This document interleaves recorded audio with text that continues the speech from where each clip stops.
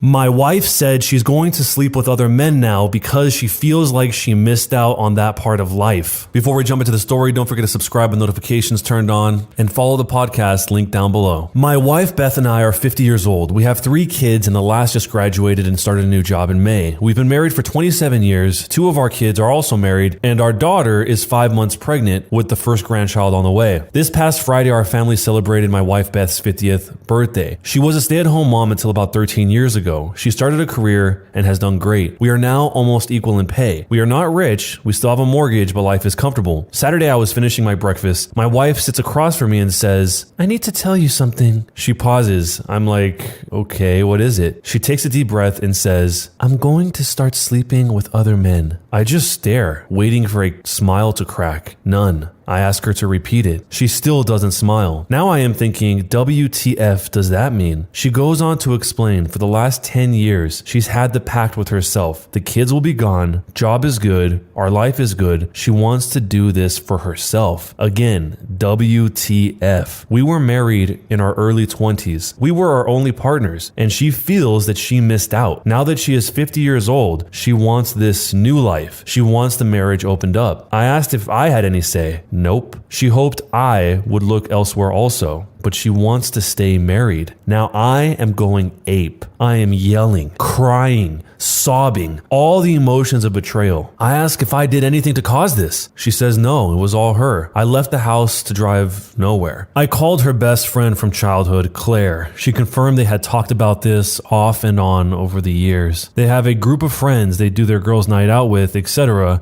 2 are single, 4 are married. The 2 singles delight the group with their exploits. Claire says they all have been yearning, but Beth is the only one following through. I should point out that I will be talking to Claire's husband. We are good friends. So I have no one to talk about this with. My parents on both sides are alive in their late 70s. I called my brother 1,000 miles away. He was blown away. He had no advice. I did call a lawyer on Monday. We will meet next week. In the meantime, he advised me not to move out, change the locks, or change living arrangements as that could come back to bite me. He said take lots of notes, and above all, no physical confrontation. That would not be a problem. On Sunday, I went in for round 2. I asked if she was going to date these guys, and she said no, just sleep with them. I asked how they were to meet. She said a girlfriend was to set her up on sites. I was worried about her safety. Her girlfriends would be close by on the initial meetup. They would also know where and when the hookup would take place. I know there are some weird posts out there. I need to Google half of the things people write with all the acronyms, initials, and just plain different lifestyles. Does anyone have any advice or ever heard of something like this? I took Monday off from work to collect my thoughts, but that didn't work at all. And she is just going about her life unfazed by this. So there's actually an update to this, and part 2 says, my wife and I calmed down on Sunday to discuss this mess. I had been avoiding her all week until I could get my head around it. We took a drive in the car, something we like to do for like 3 hours. My wife started out apologizing for how she presented this to me. She had been rehearsing on what to say. When it came time to inform me, it just spilled out of her mouth all wrong. She wanted to bring up now that the kids are grown on their own, she would like us to make changes in our lives. She went on about not having other partners to sleep with, etc. What she wanted to propose was that we have an open relationship where we both would seek out others. I told her that I would not, could not do this. I reminded her of the vows before God, family, and friends that we took on fidelity. I told her how she had violated the trust that I had for her. Look, I understand what she is feeling. I know she wants new experiences. I told her our plan, as we discussed many times in the past. Once the kids were out, we would travel a bit, maybe take up new hobbies, maybe some education classes, etc. We never had a discussion about this. I told her because of the breach of trust and her steadfastly stating that she is going to do this, I was seeing a lawyer on Tuesday to start divorce proceedings. At this point, if she said she would not go through with this, I could not think that she would be cheating at some point. That is where the trust comes in. I think divorce is proper. She can do her thing, no guilt associated. I think equal division of assets. I expect to make no support payments. Did not know if that was a thing in our state. It's not. We will have to sell the house and each downsize. We actually had a good talk. The papers are now being drawn and we will hopefully get through this by fall. I did talk to each kid individually and explain we are going separate ways. I did not mention the lifestyle change. They can talk to their mom themselves. I will always love my wife. I will take the high road. I know many of you wanted scorched earth, but I cannot do that.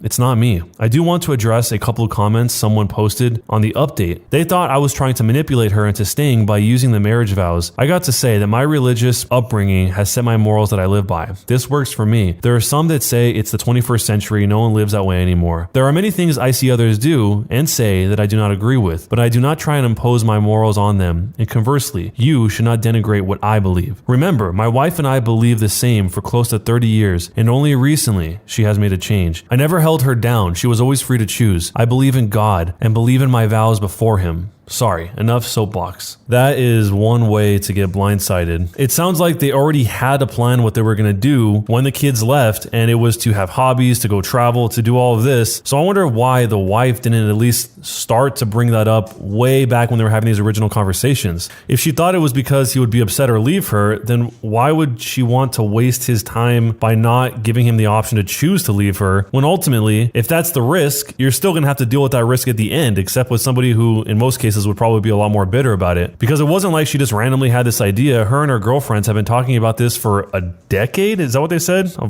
pretty long time. The material aspect of it is probably the least of their worries, but it's a shame that they do have to sell the house that they have all these memories in, presumably all good memories, and then downsize into smaller houses in order to do this. But I wonder what's at the end of the road when it comes to this. Does the wife want another long-term partner that's just not him? Or does she straight up not want a long-term relationship anymore at all, and she wants to go out and do what she's going to do with her girlfriends? I mean, what happens when the final two girls in the group end up getting married and they're not going to be the ones that go to the rendezvous points to make sure that she's safe, and they have their own lives and they're tired of setting things up for the wife here, or I guess the ex-wife now? I mean, maybe she'll just end up doing it on her own, but it's admirable that the husband tried to take the high road here. He didn't try and slander her to the kids. He didn't try to destroy her life or financially ruin her. Nothing. He just accepted this harsh reality, and as much as it sounds like he didn't want to, moved on past it. So if you were in this situation, let me know what you would do. My friends have been trying to sleep with my ex-husband. Our divorce isn't even finalized yet. I'm a 29-year-old female. My husband is 29 years old as well. We were together since we were 18, married since we were 21, and have been in the middle of a divorce for 6 months. The divorce has been pretty brutal, and my ex has become different. So when he told me some of my friends were already trying to sleep with him, I didn't believe him. I thought he was lying to try to hurt me, especially since my best friend was one of the friends he claimed was trying to sleep with him, and I just couldn't believe she would do something like that to me. He told me this 2 months ago, and I chose to continue being friends with them, and I stopped having any contact with him. I saw him again in person on Wednesday because we were at a stalemate on divorce negotiations. My lawyer suggested I give him something he wanted to get things moving, so I agreed to have dinner with him. Predictably, it did not end well. Things were already tense between us, so when he brought up my friends apparently trying to sleep with him again, it turned into a huge fight. I asked him what he was gaining by lying to me and if he hadn't hurt me enough already. He insisted he was not lying and that he was telling me because he cared about me. I got upset at this and I was going to leave, but he stopped me and forced me to read the texts they were sending him. I feel so dumb and hurt. I've known most of these friends for as long as, if not longer than my husband. Every time I think divorce might not be the right choice, they've been encouraging me to see it through because my ex is a quote bad person. But if he's such a bad person, why do they want to sleep with him? I don't know what to do. I've been thinking about confronting them, but I don't know if it's worth it. What should I do? This is maybe as bad as the divorce itself, because presumably, from what we can tell here, there was no betrayal of any kind. It sounds like they were just going to have a divorce, whereas her lifelong friends have totally and utterly betrayed her behind her back, and they're the ones encouraging her to divorce him in the first place. Maybe not to initiate it, but as she said here, to see it through. Fortunately, the husband recognized this, and rather than trying to be cruel, as she said he was in the beginning, he documented it and then showed her to prove it to her. I mean, that would be even more hurtful if the husband did it out of spite or something, some way to get back at her by hurting her. Because even though they're locked in a stalemate when it comes to the divorce, he wouldn't do something that hurtful. Doesn't mean it's easy though, because she still has to deal with these friends. I think the only thing you can do is, once you know that this is real, this has actually happened, you just got to leave those people out of your life. I mean, it's not a scenario where these two girls liked a guy, but neither one had been in a relationship with him, and then one stated that she liked him, the other one didn't, and one went after him. It's not like that at all. She was married to him. I mean, it would be bad enough if she was in a relationship, obviously, but she was straight up married for that long. And at least one friend, we know it's more than one because she said friends, went to go do this to her. So all those people, you got to round them up, get rid of them. It's not worth it. It really must hurt to lose a lifelong friend, but is that really a friend that would do that with someone that you've been in a marriage with before they're even divorced? I guess they're technically still married. Maybe you have a totally different takeaway and you think this is totally fine. If so, let me know what your thoughts are down below and what would you do? My baby's mama, my ex, has feelings for my current fiance. I did not see this coming at all. My ex and I are very good at co-parenting. I love that we get along because that allows our kids to still feel like we're a family, even though her and I aren't together anymore. She comes over and sometimes spends time with me, my fiance, and the kids. We all go out to eat, go shopping, etc. I guess with all the time we spent together, my ex started having feelings for my fiance. They get along extremely well, which always made me feel lucky because I don't want any drama, especially around the kids. Well, now I kind of wish they didn't get along this well. I should have known when my ex started talking to my fiance to go and get their nails done and get drinks, etc. I also remembered my ex tried to kiss my fiance one night when we all got a little too sloshed not too long ago, but we all blamed it on the drinks. Now I know why she did it. She just told me yesterday that she's falling for my fiance and can't stop thinking about her. I don't know what to do with that information. I don't know if this is my ex fishing for attention. Do I distance myself from my ex? How is that going to affect the kids? What am I supposed to do? As a mini update, I talked to my fiance and she is not sure what to do either. She wants to distance herself from my ex and not be around her anymore. We'll also work on boundaries. I'm just not sure how this will affect the kids. What should I do? This whole thing becomes way more complicated because the ex and the OP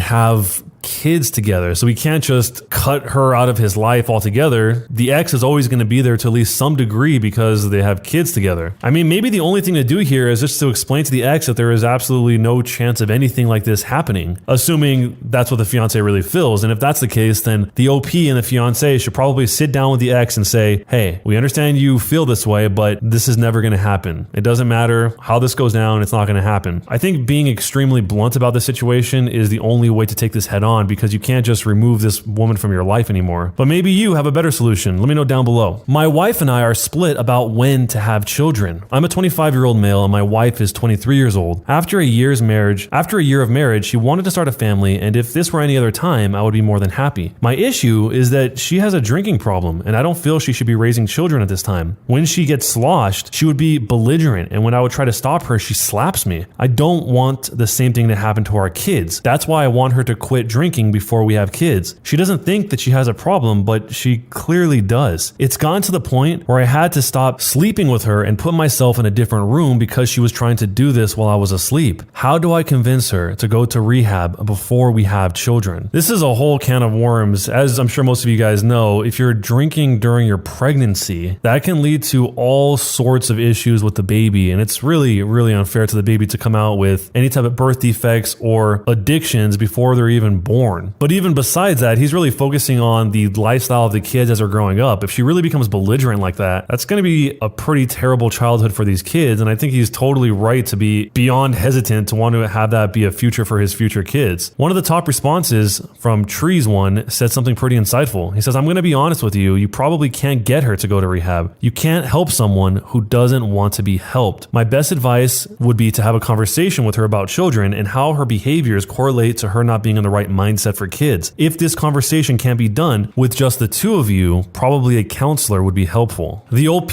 told this person, I tell her this, but she insists she can be a great mother and is insulted that I would say she could be a bad mother. Based on a lot of the OP's responses, it sounds like the wife doesn't want help at all. She doesn't think that she needs help, and I guess is in some sort of denial, which makes this whole thing a lot harder to deal with, because if she accepted that she does have a problem, then she can start working on it. If she doesn't admit that she has a problem, then it's hard to work on anything, because what is there to work on? And her being so young, I mean, she's only 23 years old, and to already have a habit that's severe enough that it causes your husband to go online and make a post about it, that's not a great starting point to build everything else on top of. So I think, like the comment says, you can't help people that don't want to be helped, but maybe there's some hope of having her realize that there is a problem. But let me know what you would do if you're in this situation. Don't forget to subscribe with notifications turned on. Follow the podcast link down below. And if you want to hear the next story, there's also a link for that in the description as well. See you guys next time.